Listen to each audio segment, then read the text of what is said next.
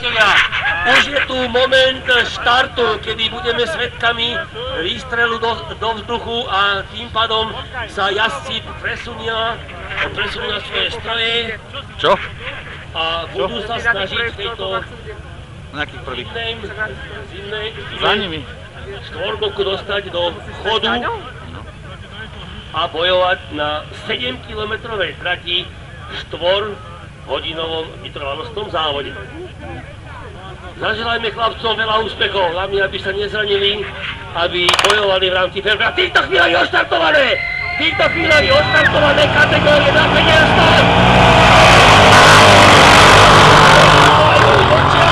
A so štvorkou pravdepodobne je to myslím Roman Repa sa dostal do čela, hurá tým Banská Bystrica, ktorého som už spomínal, že je to jeden zo skúsených jazdcov dnešného podujatí, je to úradujúci majster Slovenskej republiky z minulej sezóny, takže Roman Repa štartový manéver využil nadovšetko a dostáva sa do čela, uvidíme, ako sa mu bude ďalej. No a druhá kategória je opäť už pripravená a je odštartované! Takže ďalšia kategória a to sú jazdci 150 cm.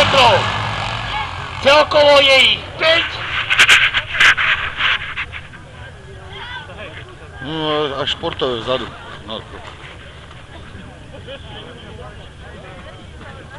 No a ďalšia kategória je pripravená do 500 kubických centimetrov. Ďalšia kategória do 500, to sú všetko štvorkolesové špeciály pracovného charakteru. O týchto si budeme taktiež hovoriť, pretože každá štvorkolka má svoje parametre a je odštartované. Takže ďalšia kategória štvorkoliek do 500 kubických centimetrov je odštartovaná.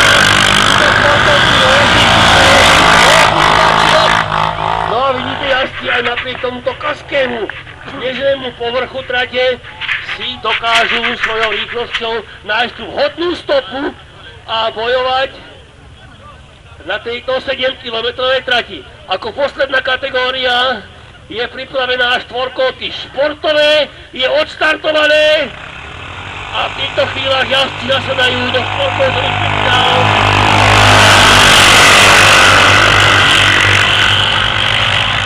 Takže to sú ešte pracovné, takže tam mi posúna, no to sú pracovné do 500 cm, áno, opravujem svoj výrok, to sú pracovné do 500 a teraz by mali už športové, áno, teraz boli športové, to sú štvorkolky s náhodom 2x4, teda iba jedna náprava je hnaná a v týchto chvíľach je odštartované. Takže štvorkolky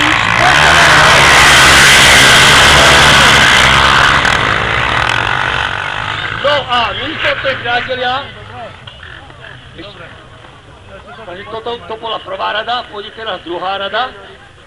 Takže milí priatelia, sme boli svedkami veľmi dramatického okamihu štartového manévru štvorkolesových špeciálov, podotýkam celkovo.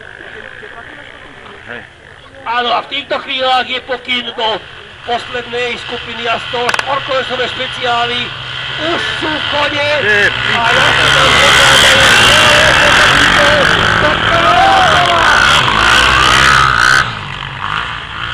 takže toto bude dráma, adrenalín ako je každému jazdcovi sa podarí ten štart podľa predstav, i keď jazdci majú ruky spuhnuté.